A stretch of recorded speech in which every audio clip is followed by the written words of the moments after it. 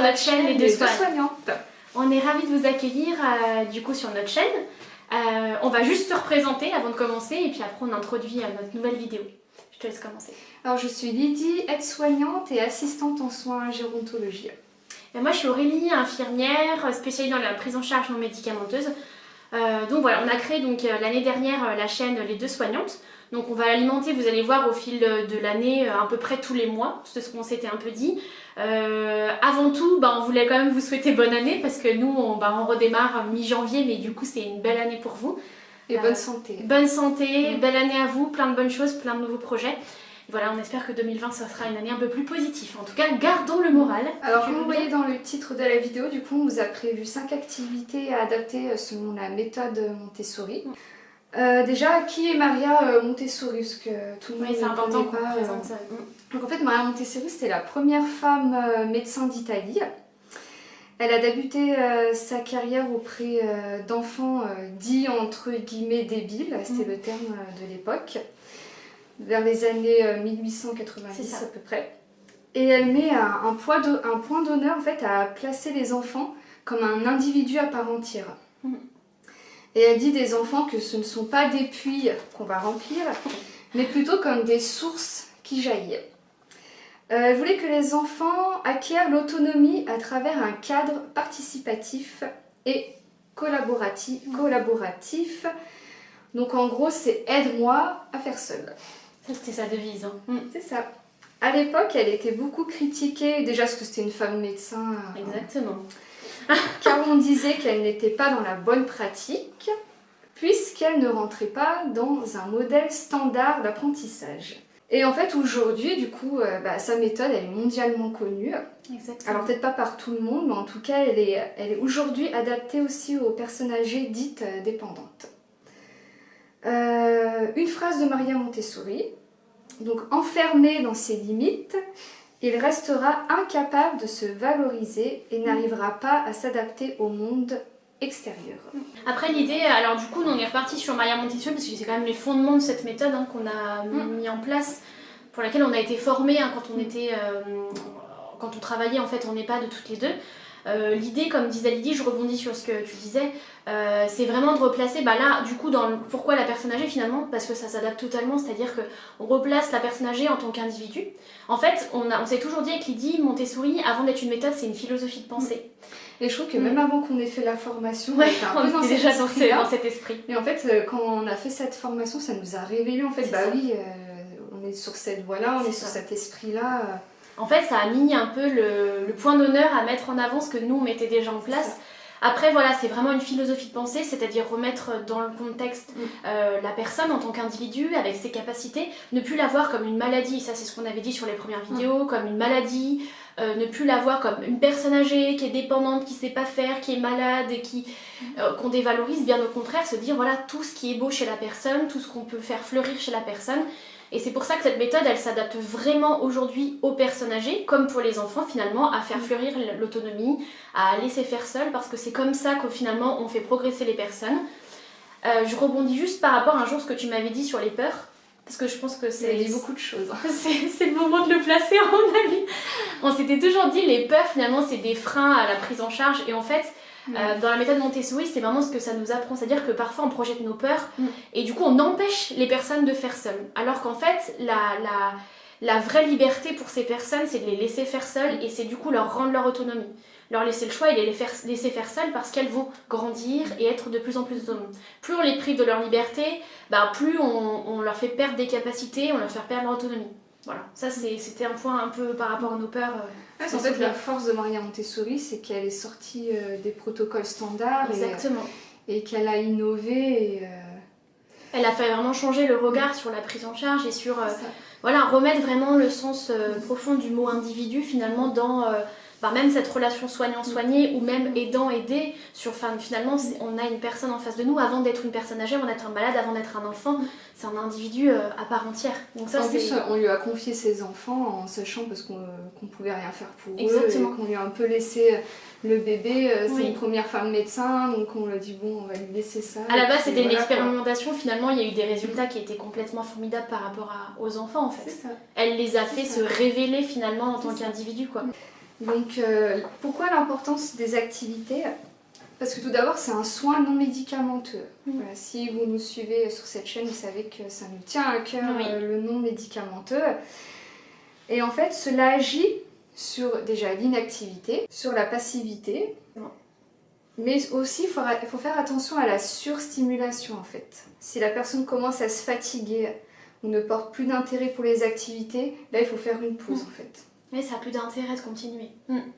Et elle permet aussi l'apprentissage de l'autonomie ou pour les personnes âgées, donc la conservation de l'autonomie.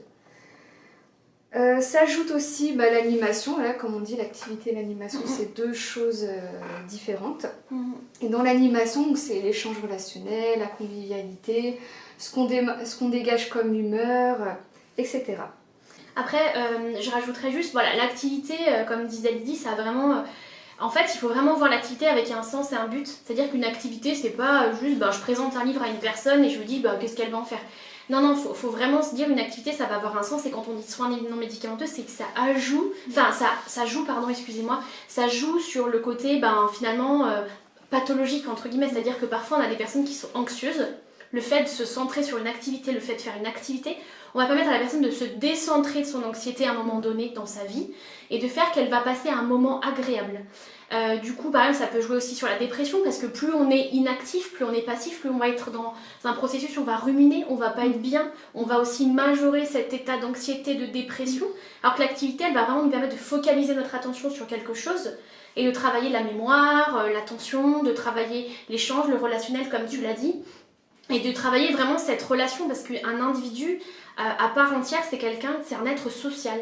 Donc du coup, il a besoin d'être en société, intégré dans l'environnement, dans la société. Et du coup, l'activité, finalement, c'est le médiateur qui permet ça. Mais pareil, moi, quand je fais une activité, c'est pas pour faire une activité. Exactement. C'est qu'à l'intérieur, il y a des échanges relationnels, que les personnes, elles peuvent parler, elles peuvent se libérer des choses, elles peuvent penser à autre chose. C'est vraiment un soin, en fait. Il n'y a pas toujours se faire. Intérêt. Et c'est important pour un soignant de ne pas faire une activité où il n'est pas à l'aise, ou c'est pas son truc. Parce que ça va ressentir, de toute façon, que ça ne nous plaît pas. L'idée c'est de, vous verrez dans les activités, on s'est un peu, on s'est un peu dispatché, mais volontairement aussi, parce qu'il y a des activités, je pense qu'on a des points forts chacune, mais l'idée c'est aussi de se dire, quand on est à l'aise dans une activité, autant la faire fleurir, parce que non seulement ça apporte à la personne, mais ça apporte aux soignants. Même si c'est la même activité, exactement. Ça peut être la même activité à chaque fois. Exactement, mais tant que ça apporte quelque chose à la personne, c'est ce qui est bénéfique. Et puis c'est un bénéfice qui va être partagé entre la personne qui fait et puis la personne à qui on va proposer l'activité. Puis quand vous êtes à l'aise, que ça vous plaît, la mayonnaise elle prend Exactement. Avec les patients. Exactement. Alors cette vidéo aussi elle concerne les enfants, c'est vrai qu'on parle de patients, mais ça peut être des activités qu'on peut faire avec des enfants aussi, ou des adultes avec certaines pathologies. Oui, exactement. Voilà, donc avant l'activité, il faut s'assurer en fait, que l'activité elle a un but, elle a un sens. Oui.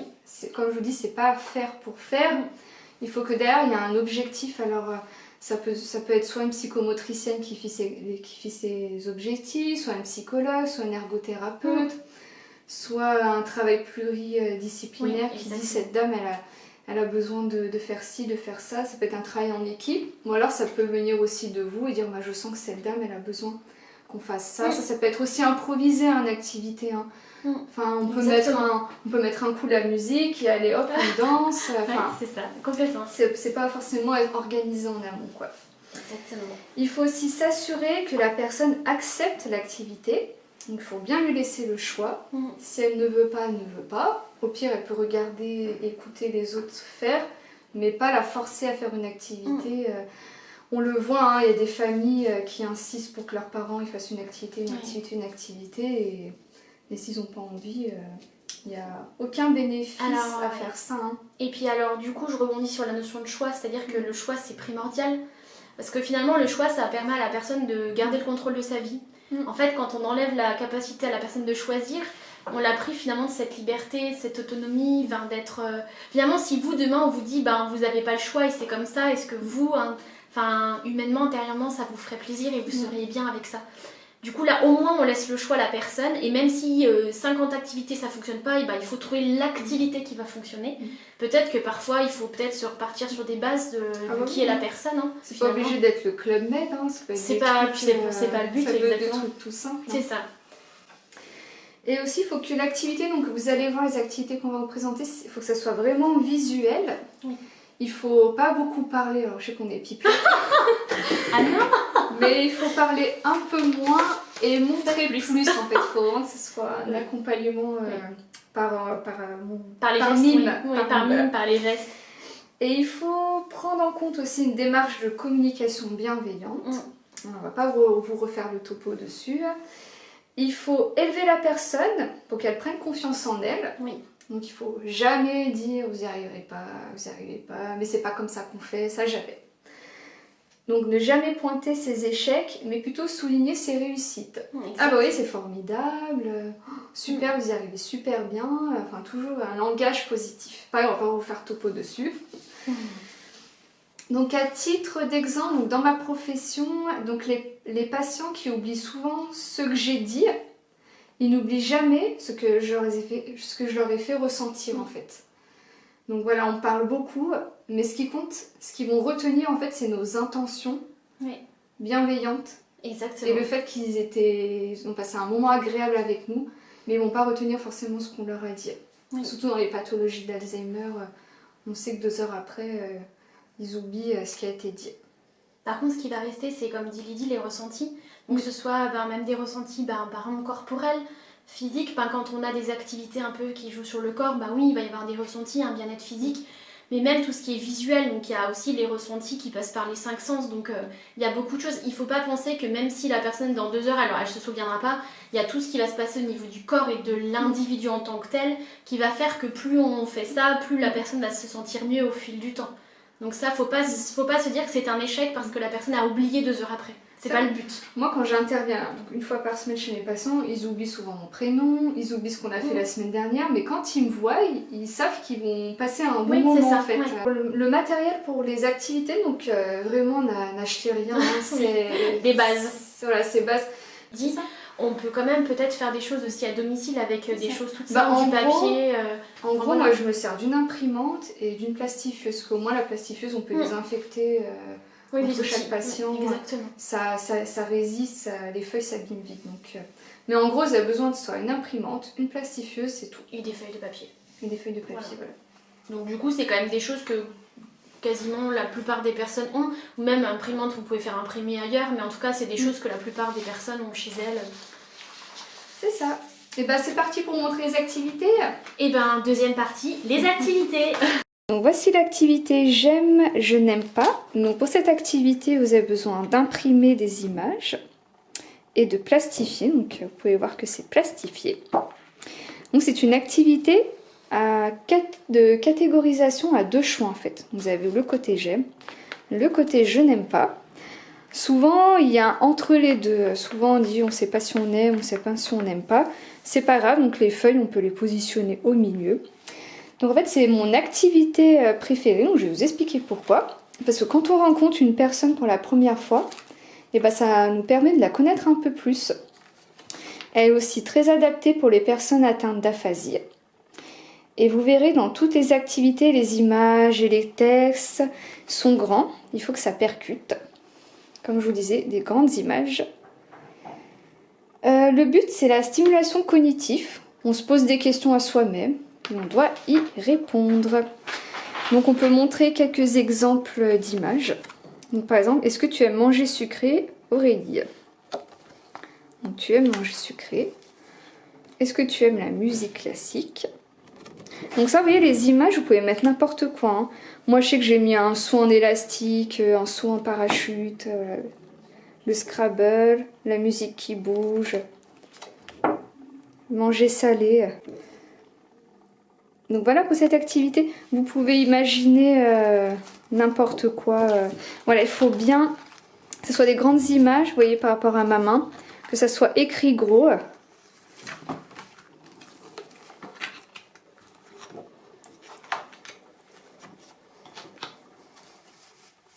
Donc voilà pour l'activité j'aime ou j'aime pas. Donc voici la deuxième activité, donc c'est pour apprendre l'anglais.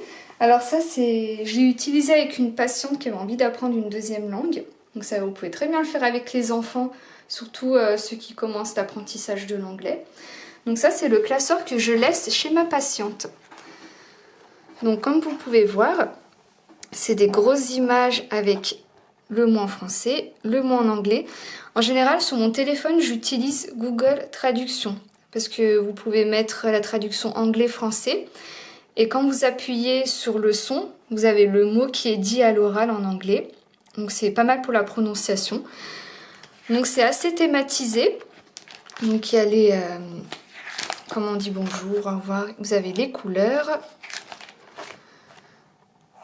Les j'aime, j'aime pas. Avec plusieurs items.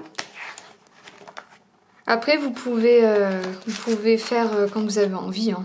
Vous choisissez le thème que vous voulez. Il y a les voyages, donc il y a les pays du monde. Donc ça, c'est ce que je laisse chez mon patient pour qu'elle révise les mots. En fait, je les aborde pas tous d'un coup. Hein. À chaque fois, je viens, je fais un thème. Si on prend l'exemple de l'apprentissage des couleurs. Donc avec ma patiente, on révise d'abord cette fiche. Voilà, on prononce les mots en anglais pour chaque couleur. Ensuite, je vais utiliser des étiquettes. Donc, par exemple, je lui dispose... Donc pareil, vous avez besoin d'une imprimante et plastifieuse. Donc on peut voir si j'ai tout plastifié. Donc une fois qu'on a révisé les mots, maintenant je lui laisse tous les mots en français devant elle. Et après je lui passe les cartes en anglais. Et c'est à elle de les placer au bon endroit. Si elle n'y arrive pas, c'est pas grave, on la guide. Donc black, c'est noir. Etc. etc. en fait. Purple, violet. Je sais pas, il est violet. Ben, il n'y est pas. Beige, beige. Brun, marron. Etc. etc. Puis je refais la même chose avec cette fois des images. Donc je redonne les mots en anglais. La personne doit les replacer sur la bonne image. Si elle a des doutes, on peut la guider. Voilà, on peut lui dire, à votre avis, c'est peut-être cette couleur ou celle-ci. Et pour finir, donc je lui montre une image et c'est à elle de me dire le mot anglais à l'oral. Green, pink, etc. etc. Donc la troisième activité, c'est par rapport à des images, il faut deviner quel mois de l'année on se situe. Donc ça c'est pas mal pour la mémoire temporelle. Donc il faut deviner à chaque fois quel mois on est. Donc là on peut voir que c'est le mois de mai. Les giboulées de mars. Janvier, la galette des rois. Juillet pour le défilé. Ça c'est le mois de juin. La Toussaint, novembre. Avril, les œufs de Pâques. Halloween. Alors ce qui est intéressant, c'est que chez les personnes âgées par exemple, donc là je vous montre Halloween et la Saint-Valentin. Donc ça ce sont deux choses qui n'ont pas forcément vécu. Donc à vous d'essayer de donner des indices pour essayer de deviner que c'est le mois de février. Parce que ça c'est des fêtes qui sont un peu récentes. Hein. L'activité du coup c'est les livres Montessori, donc on vous en a présenté plusieurs sur la table. Alors tout d'abord le livre Montessori c'est vraiment on parle même pas de livre mais de livret, donc c'est court, c'est adapté pour les personnes âgées atteintes de troubles cognitifs et l'idée c'est de prendre plaisir autour d'un échange, autour d'un livret. Donc vous allez voir il y a des thématiques différentes, on va vous les décrire un petit peu. Donc là c'est des exemples de thématiques mais après libre à vous de pouvoir créer les livres à votre convenance. L'idée c'est que on peut créer des activités autour de ça. Donc que ce soit des activités en groupe, donc on dit des groupes de 5, pas plus, après ça fait beaucoup de personnes, ou de l'activité individuelle. L'idée c'est aussi de pouvoir par exemple proposer un échange autour d'un livre avec les aidants, les personnes proches. Du coup ça permet finalement quand on prend le livre, ça devient le médiateur et ça permet de l'échange et le partage. Voilà, donc l'idée c'est de contourner avec la création de ces livres les déficits de mémoire, d'attention et puis de vraiment valoriser la personne. Je vais vous expliquer un petit peu le fonctionnement mais vraiment l'objectif c'est de rendre acteur la personne et autonome et de faire que ces livres ils soient vraiment accessibles et que ce soit une lecture simple et accessible. Alors, on va prendre un exemple, on va partir sur le chocolat. Donc quand on regarde le livre, alors je vais peut-être décaler les autres, c'est pour que vous ayez une vision un peu plus globale. Alors, l'idée c'est que au départ, quand vous allez construire, vous pouvez construire. Alors, l'idée c'est soit de construire vous les livrets avec la méthode Montessori, soit vous pouvez retrouver, on mettra en barre d'infos, donc les exemples de livrets à imprimer et à travailler avec vos proches. L'idée c'est qu'on a un choix de thématique. Là, il n'y a pas de limite. Attention à par contre avoir une thématique qui soit adaptée à la population. C'est-à-dire que si c'est pour des enfants, il faut vraiment que ce soit adapté à l'enfant. Et si c'est pour des personnes âgées, attention, il faut effectivement rester dans l'approche de la personne âgée et donc ne pas partir sur des sujets qui soient trop d'actualité pour effectivement pouvoir échanger plus facilement. Donc il y a plein d'exemples, des personnes célèbres de l'époque. Là, le chocolat, c'est quand même un thème classique. On avait tout à l'heure les animaux. Donc l'idée c'est vraiment de pouvoir avoir une thématique qui soit assez accessible à nos personnes âgées. La deuxième étape, donc vous voyez il y a toujours une image et un petit texte. Voilà, la présentation et l'image. Donc comment ça se présente un livre Montessori? Alors je vais peut-être démarrer directement la page 2. Alors l'idée, la méthode Montessori, l'idée c'est qu'on a un livre thématique, on a toujours donc une partie texte et une partie image. En fait, on accroche le texte à l'image, ce qui fait qu'on a quand même le côté visuel. L'idée, c'est que, donc on recueille, quand vous construisez, si vous les construisez vous recueillez les informations sur internet, sur des brochures, sur des journaux, etc., en lien avec l'image. Attention, les informations, quand vous les recueillez, il faut vraiment que ce soit des informations qui soient assez amusantes, assez innovantes, pas des choses que tout le monde sait déjà. Par exemple, il y avait un exemple sur Edith Piaf, le fait qu'elle soit, avant d'être chanteuse, elle avait une autre histoire. Enfin, c'est des choses que globalement les gens savent. Du coup, il faut essayer de sortir un petit peu du lot et sortir des choses que les gens ne savent pas forcément. L'idée, c'est de faire des phrases donc assez courtes. Vous voyez, c'est des petites phrases assez courtes, assez espacées pour qu'on ait vraiment un côté visuel. Quand on adapte le livre, il faut vraiment s'adresser à la personne.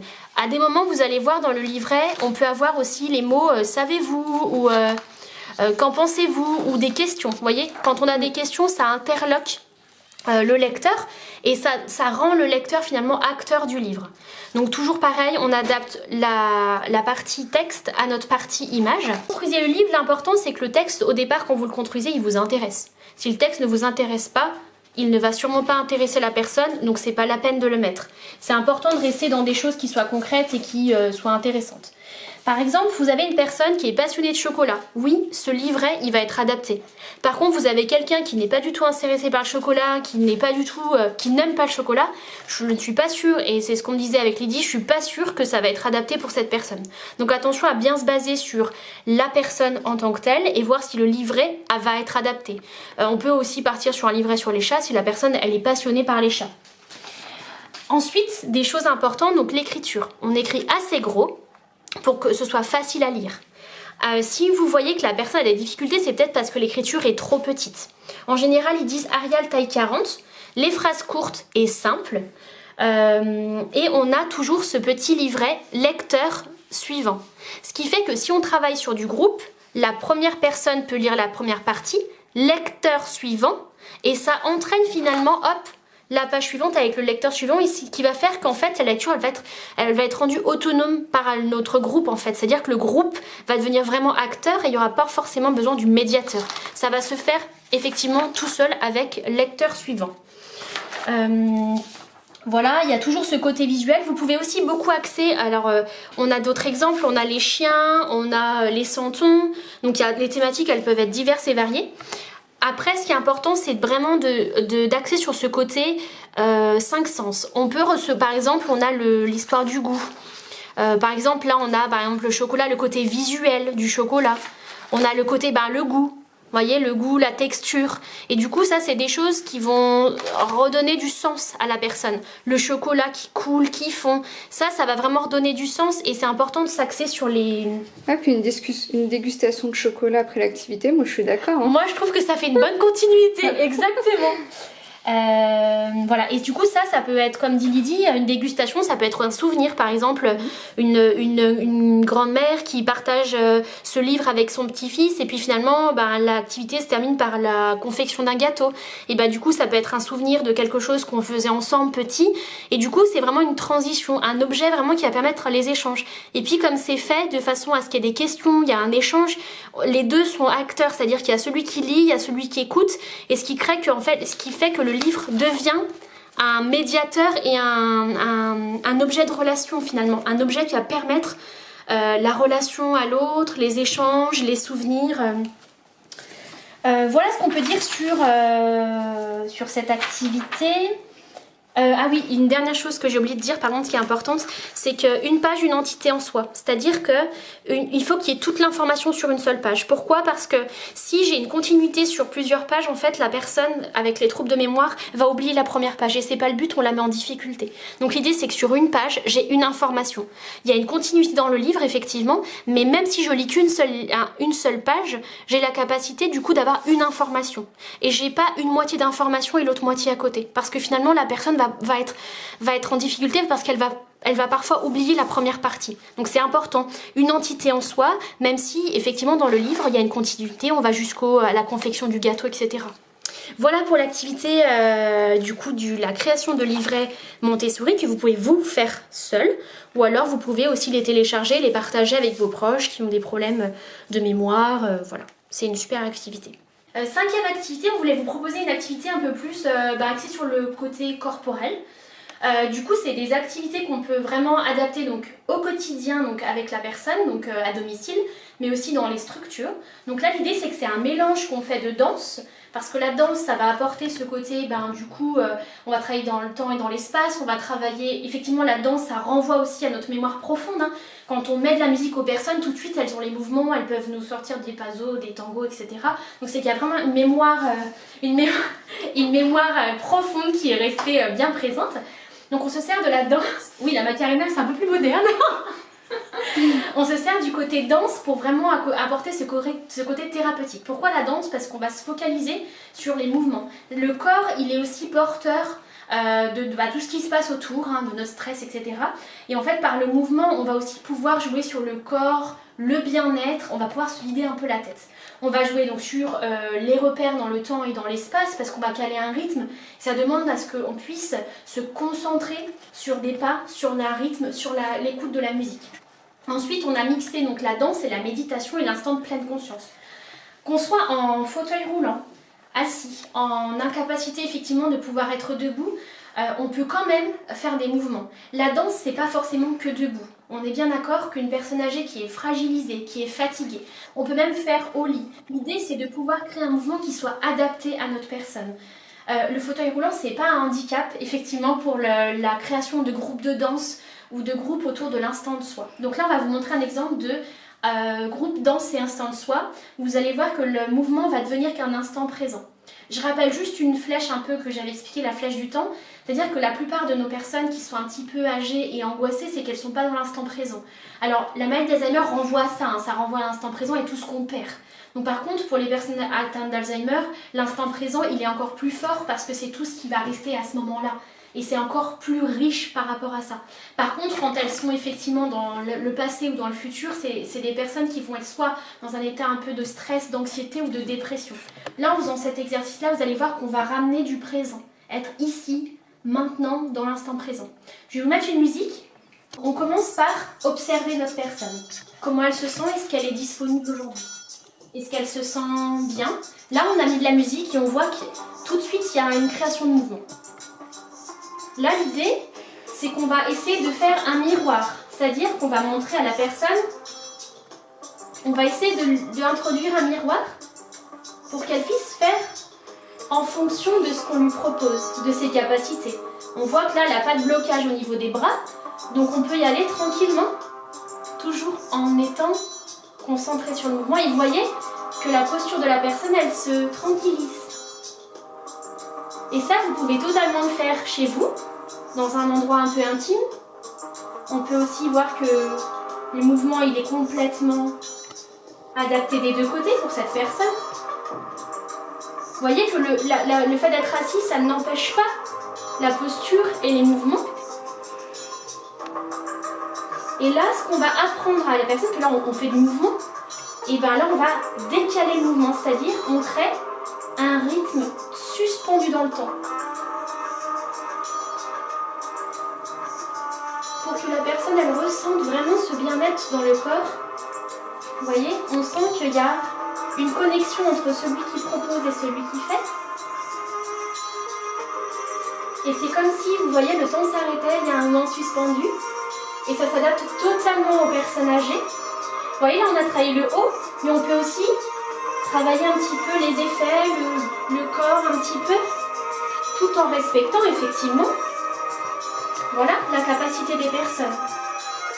Attention, quand on fait les ateliers, on ne voit jamais ce qui ne va pas, mais on voit tout ce qui va. Admettons, la personne a un problème au niveau de la jambe gauche ou droite, peu importe. Je ne vais pas forcément me focaliser dessus, bien au contraire, je vais me dire tout ce qui fonctionne chez cette personne. Et on met en valeur, on met en lumière toutes les capacités de cette personne à réaliser les mouvements et à faire ce temps, à se poser dans l'instant. Vous pouvez aussi, à un moment donné, au lieu d'être finalement acteur et finalement proposer ce temps, vous pouvez aussi partager ce moment complètement unique et faire avec la personne dans la plus grande simplicité, tranquillement, en écoutant et en faisant que ce temps il devienne une vraie pause dans la journée. Et en faisant ça, l'idée c'est qu'à un moment donné, le mouvement ne devienne plus un vrai mouvement contrôlé, mais un relâchement total du corps. Vous voyez, en fait on ressent que c'est un relâchement du corps. Et ça passe par tout le corps, ressentir les pieds, les jambes, les cuisses. Et travailler sur le souffle aussi, la respiration exactement. Quand on fait le mouvement, on peut accentuer la respiration, ce qui fait qu'on a vraiment une vraie détente corporelle et un instant vraiment pour soi. Voilà pour cette 5e activité, en espérant que ça vous ait plu. Voilà. Et voici pour donc ces 5 activités qu'on vous a proposées. On vous en proposera d'autres dans prochaines vidéos. On vous mettra pas mal de liens en barre d'infos pour les activités, notamment pour imprimer des livres, etc. Oui, puis la vidéo peut-être Montessori aussi, sur l'histoire de Marie Montessori, ça vous permettra de mieux comprendre un peu le fonctionnement. Ouais, puis l'histoire du petit colibri. En tout cas, on espère que voilà, cette approche un peu vraiment non médicamenteuse, là on rentre vraiment cette année dans le vif du sujet, on espère que ça vous plaît. C'est 5 activités totalement différentes, mais qui sont vraiment adaptées aux personnes âgées et qui apportent vraiment des résultats vraiment pour les personnes de façon très très claire. Il faut effectivement de la continuité, mais en tout cas ça apporte vraiment des résultats. Donc n'hésitez pas si vous avez des questions ou des commentaires. Voilà, si vous voulez plus approfondir certaines activités, n'hésitez pas, parce que du coup on peut aussi dans la prochaine vidéo reprendre un petit bout si ça vous intéresse. Si vous avez des bonnes idées à me partager aussi, exactement. Ça sera un plaisir de les faire avec mes patients, donc n'hésitez pas, on vous attend dans les commentaires. Oui, exactement. L'idée c'est vraiment de faire changer un peu cette image qu'on a, voilà, d'avancer un peu sur la prise en charge et puis de vraiment développer les méthodes non médicamenteuses qui aujourd'hui sont un peu le nouveau courant un peu de la médecine, donc c'est chouette de pouvoir partager ça avec vous. Oui, puis c'est important de faire évoluer nos professions et d'avoir une reconnaissance autre. Prenez soin de vous et puis on vous dit à bientôt. À bientôt, à la prochaine vidéo. Voilà, à la prochaine vidéo. Au revoir.